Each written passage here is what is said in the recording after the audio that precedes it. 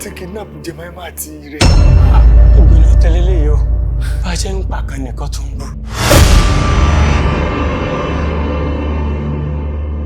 Tó bá ti ń gbìyànjú lábí fún ládàá ṣe bóyá ó tọ̀ tí ẹ pa fún ẹ àwọn ẹ kò kò dá orúkọ wa kò dá sínú yẹ. Kọ́ńdà láìdí mo ti fi kọ́ ẹ lọ́rùn tí ẹni bá fi lè ṣẹlẹ̀ sí Kí wọ́n tọ́jú wọn. máa tọ́jú wèrè wọ́n nìyẹn tí nǹkan bá fi lè ṣẹlẹ̀ sí ìbàlẹ̀ ìgbọ̀lù dáhùn. Ṣé láti sin lọ? Mi ò fẹ́ já pẹ́tẹ́ ẹsẹ̀ nínú kọ́mìnì mi kan. ọmọ ẹ tó bẹ́ẹ̀ kò sí bàbá ńlá kó anybody mo tún sọ kò sí bàbá ńlá kó anybody tó lè ní bẹ́ẹ̀ kí n bá di kọ́mìnì bàbá mi ẹ lọ sí kọ́mìnì bàbá tí mo. ẹyin kọ́ bẹ́ẹ̀ ni.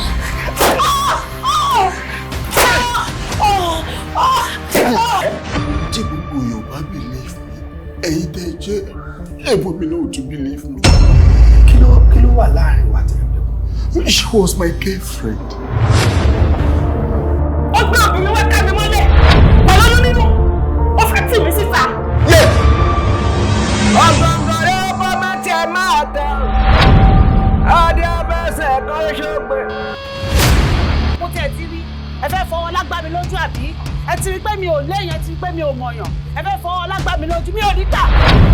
Báwo lè ṣe end up pẹ̀lú kinní? Báwo ni mo ṣe end up pẹ̀lú kíni?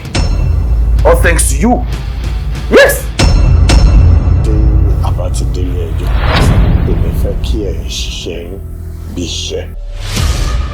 Kò léèwọ̀ tí mo bá fi pa àròkò burúkú sí wicked sister ẹ̀yìn.